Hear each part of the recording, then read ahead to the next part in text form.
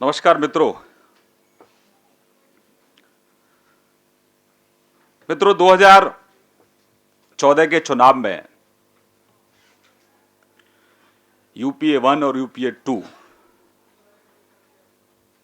का भ्रष्टाचार चरम पर था और लोग भ्रष्टाचार से निजात चाहते थे, मुक्ति चाहते थे। इस देश का युवा नौजवान भ्रष्टाचार मुक्त भारत की अपेक्षा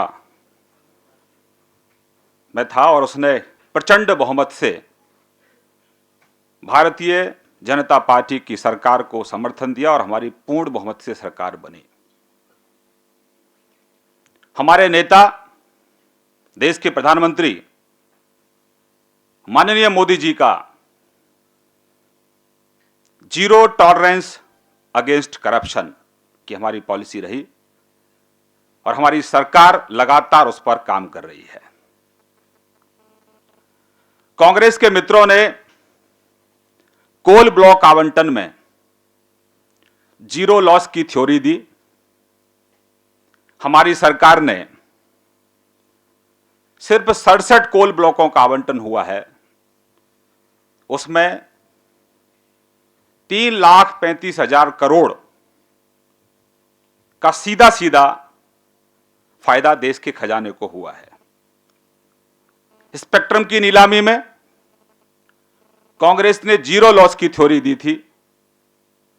लगभग 2 लाख करोड़ का फायदा देश के खजाने को हुआ है।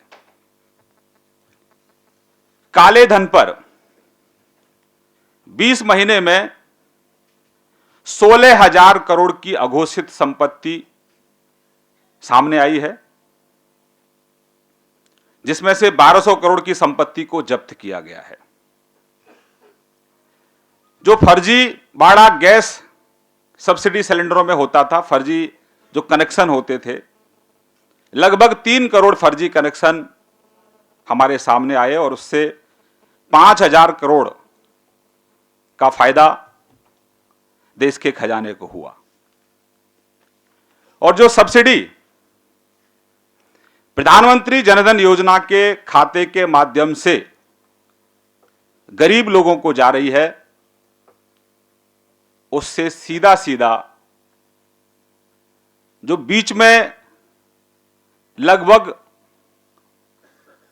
जो जिनको मिलनी चाहिए उनको नहीं मिलती थी, उसमें भी करीब 14,000 करोड़ का फायदा देश के खजाने को हो रहा है। लिंक, जो कोल ब्लॉकों के लिंक थे, किसी राज्य का लिंक कहीं पर, बिजली का कारखाना कहीं पर, उसमें 1,100 करोड़ की बचत हमारे सरकार ने देश के खजाने को की है। और मित्रों, जो पुराने मामले थे यूपीए 1 और यूपीए 2 के, अभी तो सिर्फ जांच उन्हीं में चल रही है। चाहे मामला नेशनल हेराल्ड का हो, चाहे मामला श्रीमान वीरभद्र सिंह जी के भ्रष्टाचार का हो, और चाहे मामला एयरसेल मैक्सिस डील का हो। अभी तो श्रीमान राहुल गांधी जी, आपके ही कार्यकाल के समय जो केस रजिस्टर्ड हुए थे, अभी तो सिर्फ जांच उन्हीं की चालू हुई है और उसी से आप बौखला गए हैं। और उसी बौखलाहट में आप हर दिन झूठ बोलने का काम करते हैं और ऐसे झूठ बोलते हैं जो तथ्यों से बहुत परे होते हैं। संसद में आपकी बोलती बंद होती है, संसद में आप हमेशा चुप रहते हैं, क्योंकि आपको मालूम है कि वहां तथ्यों पर आपको बात रखनी पड़ेगी और फिर आपको करारा जवाब सरकार की तरफ से मिलेगा। इसलिए आप वहां नहीं बोलते हैं, आप जमीन पर आकर बोलते हैं, मीडिया के सामने आकर बोलते हैं। आपने 50 लाख में जो 5,000 करोड़ का जो आपने घोटाला किया है, जो फ्रॉड आपने किया है, ये मेरे शब्द नहीं है, ये मेरा आरोप नहीं है, यह आरोप सीधा अदालत का आरोप है। अदालत ने आपको सम्मन इशू किया। सम्मन के बाद आप हाजिर नहीं होना चाहते थे। पेशी से छूट के लिए आपने अपील की, लेकिन हाई कोर्ट ने आपकी अपील को खारिज कर दिया। आपके जितने भी आपके जो बड़े वकील हैं, उन सभी वकीलों की दलीलों को कोर्ट ने खारिज करते हुए आपको कहा कि आपको अदालत में हाजिर होना होगा। आप हाजिर हुए, लेकिन उसके लिए आपने संसद की कार्रवाई को बाधित किया। जो व्यक्ति भ्रष्टाचार से लगातार लड़ रहा है, भ्रष्टाचार को लगातार समाप्त करने की तरफ बढ़ रहा है, ऐसे सरकार के मुखिया, देश के प्रधानमंत्री के बारे में आपने झूठे अनर्गल आरोप लगाए। और आपने जिस तरह से जश्न मनाया, श्रीमान राहुल जी, आपको और आपकी मम्मी जी को कोर्ट से बेल मिली है, कोई ट्रॉफी नहीं मिली थी। 50,000 के मुचलके पर आप जमानत पर हैं। अदालत ने आपको आरोपी माना है, आप आरोपी हैं। और इसी बौखलाहट में एक पॉलिटिकल प्रोपेगेंडा के तहत देश के वित्त मंत्री श्री अरुण जेटली साहब पर झूठे अनर्गल आरोप लगाने की कोशिश की जा रही है। भारतीय जनता पार्टी ने इसके पहले दिन से ही इनको सिरे से खारिज किया है। और श्रीमान राहुल गांधी जी, आपकी ही सरकार के कार्यकाल में इन्हीं सम्मानित सांसद जी की तरफ से शिकायत की गई थी, और आपकी ही शिकायत, इनकी शिकायत पर आपकी ही सरकार ने जो सीरियस फ्रॉड इन्वेस्टिगेशन जो ऑफिस है, उसकी ये रिपोर्ट है, जहां आपने इसमें कहीं करप्शन नहीं पाया था, कहीं भ्रष्टाचार आपको नहीं मिला था। आज आप पॉलिटिकल प्रोपेगेंडा के तहत अपनी ही सरकार को, मनमोहन सरकार को कटघरे में खड़ा करते हुए झूठे अनर्गल आरोप लगा रहे हैं। मुझे लगता है कि कांग्रेस का केजरीवाल जी करण हो गया है। केजरीवाल जी की तो आदत है कि उन्होंने जंग शुरू की थी भ्रष्टाचार के खिलाफ रामलीला मैदान से। बड़े बड़े भाषण, लंबे लंबे भाषण, और जैसे ही श्रीमान केजरीवाल साहब सत्ता में आए, दिल्ली के सचिवालय तक पहुंचे, पहुंचते पहुंचते चाल बदल गई और बोली भी बदल गई, काम करने का अंदाज भी बदल गया। और जो कहा था कि मैं गाड़ी नहीं लूंगा, मैं बंगला नहीं लूंगा, वो सब आपने किया। हमें कोई उससे आपत्ति नहीं है, आप सब कुछ करिए। लेकिन श्रीमान केजरीवाल साहब, मैं तो इनकी पार्टी का नाम बदल दिया, आप पाखंडी आम आदमी पार्टी, यानी कि पापी पार्टी।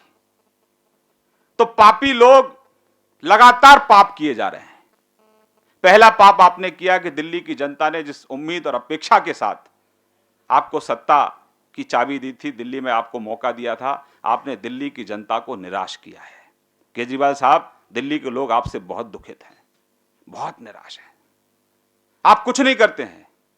डेंगू का प्रकोप बढ़ा, आपने पहले दिल्ली की सड़कों पर गंदगी फैला दी। 10-12 दिन तक आपने नाटक नौटंकी किया। आपने सफाई कर्मचारियों को पैसे नहीं दिए। हर चीज के लिए आपने केंद्र सरकार को दोषी बनाने की कोशिश की। आपको मालूम है कि आप दिल्ली के मुख्यमंत्री हैं, और दिल्ली में लेफ्टिनेंट गवर्नर साहब के जो अधिकार हैं आप उनको भी जानते हैं, और आपके क्या अधिकार हैं आपको उनको भी मालूम है। लेकिन पहले कूड़ा आपने फेंका, पूरी दुनिया के अंदर आपने दिल्ली की किरकिरी कराई, क्योंकि आप नहीं चाहते थे कि इस देश के अंदर जो स्वच्छता अभियान चल रहा है वो ठीक से चल पाए। इतनी घृणित राजनीति आपने की।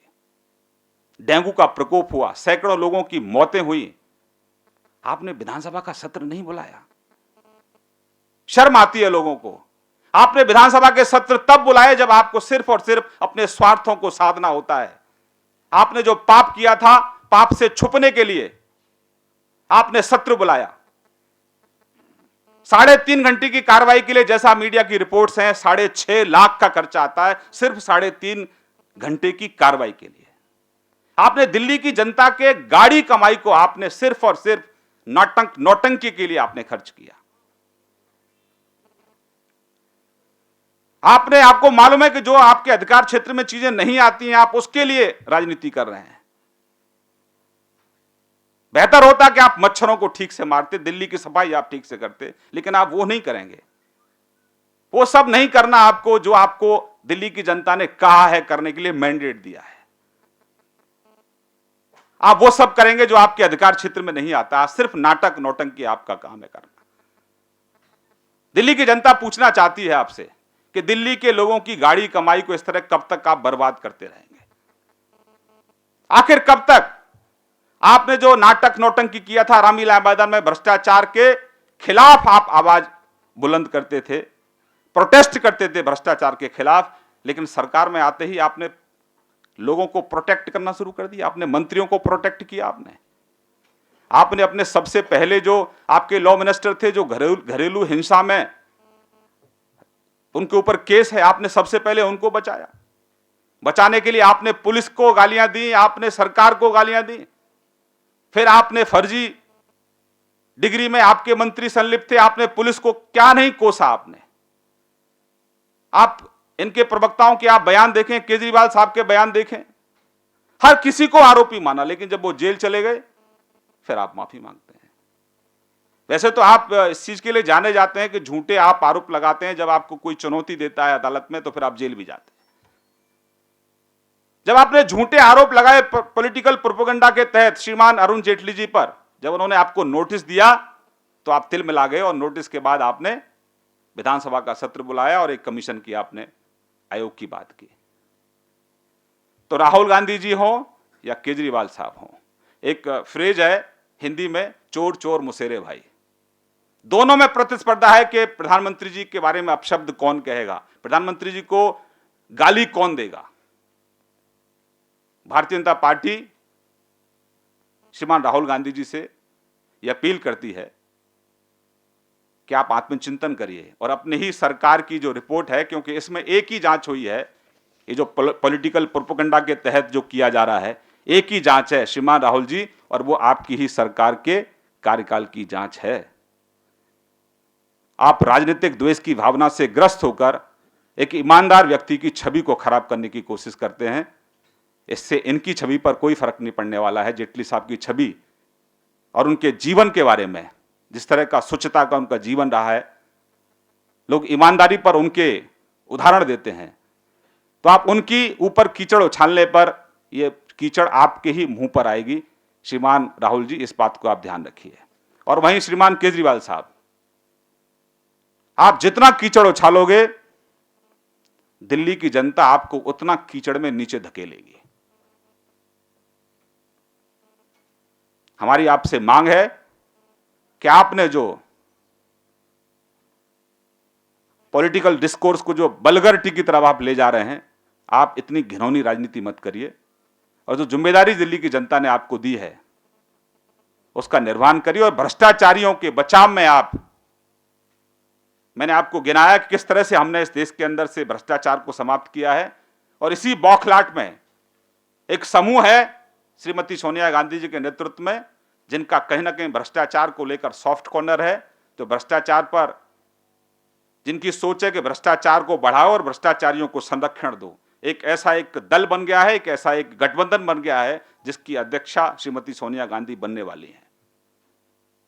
चाहे बिहार में जो गठबंधन था उसी की तर्ज पर ये सब लामबंद हो रहे हैं, लेकिन ये सरकार किसी के दबाव में आने वाली नहीं है।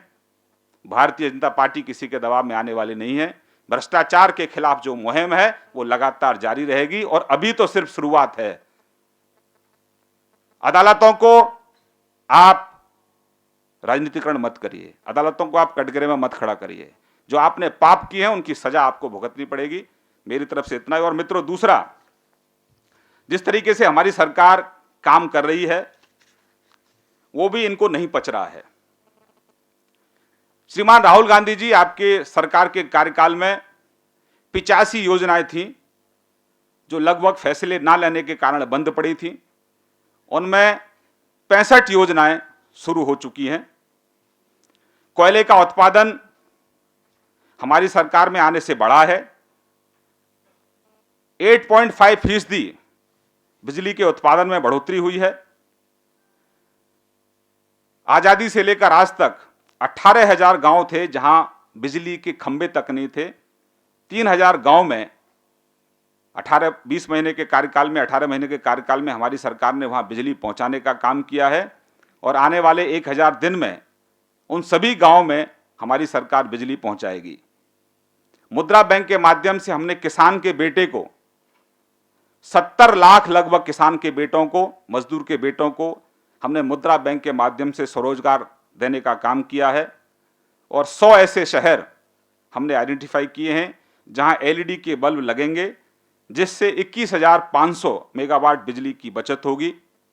सड़क निर्माण क्षेत्र में जहां यूपीए के समय 2 किलोमीटर 3 किलोमीटर के हिसाब से सड़कें बनती थी, हमारे कार्यकाल में वो 16 किलोमीटर पर डे के हिसाब से सड़कें बनना शुरू हुई हैं और हमारे पूर्व अध्यक्ष और वर्तमान में मंत्री श्री नितिन गडकरी जी का लक्ष्य है कि हम इसको 30 किलोमीटर प्रतिदिन के हिसाब से ले जाएंगे। तो हमारी सरकार, कांग्रेस और उनके जो सहयोगी दल हैं जो नहीं चाहते इस देश में गरीबी समाप्त हो, जो नहीं चाहते इस देश में किसान के बेटे को अच्छी शिक्षा मिले, अच्छी स्वास्थ्य सेवा मिले, नहर में पानी मिले, 24 घंटे बिजली मिले, गांव में सड़कें पहुंचे, ऐसे लोग लगातार सरकार को काम करने से रोक रहे हैं। यहां सरकार को काम करने से रोकते हैं, लेकिन जमीन पर ये पूछते हैं कि बेरोजगारी बढ़ रही है, रोजगार नहीं मिल रहा है, बिजली नहीं मिल रही है, सड़कें नहीं बन रही हैं। ये वही लोग हैं जो दोहरे मापदंड हैं, एक तरफ सरकार को काम नहीं करने दे रहे हैं और वहीं सरकार से सवाल भी खड़े करते हैं। तमाम अड़चनों और बाधाओं के बावजूद भी हमारी सरकार बहुत अच्छा काम कर रही है और ये पॉलिटिकल जो प्रोपेगेंडा है उसके तहत जो हमारे नेता की छवि को खराब करने की कोशिश की जा रही है, हम इसकी निंदा करते हैं और राहुल जी को हम कहते हैं कि थोड़ा आत्मचिंतन करो और होमवर्क करो तो ज्यादा अच्छा होगा। मेरी तरफ से मित्रों इतना ही। अगर आपके कुछ सवाल हैं तो मैं आपके सवालों के जवाब देने का प्रयास करूंगा।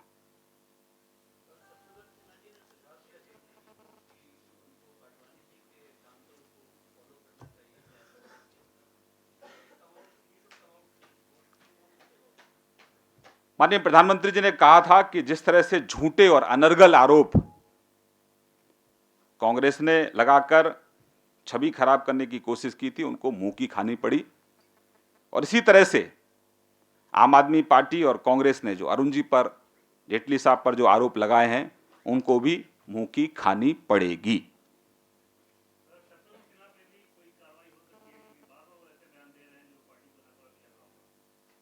धन्यवाद।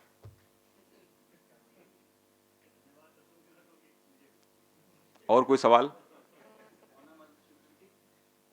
और कोई सवाल? पार्टी के 4 वरिष्ठ नेता जो दिवाली पूर्व संध्या पर एक बयान जारी किए थे, उस पर पार्टी की तरफ से वक्तव्य आया था कि हम लोग उस पर विचार करेंगे। फिर से वो क्रिसमस की पूर्व संध्या पर मिले हैं, उस पर पार्टी की क्या राय है? सभी लोग हमारे वरिष्ठ हैं और उन सभी के नेतृत्व में आज हम यहाँ तक पहुँचे हैं और लगातार उनके जो सुझाव आते रहें या मिलते रहें, पार्टी ने हमेशा से उन सुझावों का स्वागत किया है और हम सबके वरिष्ठ हैं और उनके आशीर्वाद से, उनके द्वारा किए गए कार्यों से आज पार्टी यहाँ तक है। बहुत धन्यवाद आपके लिए, अभिनंदन आपका।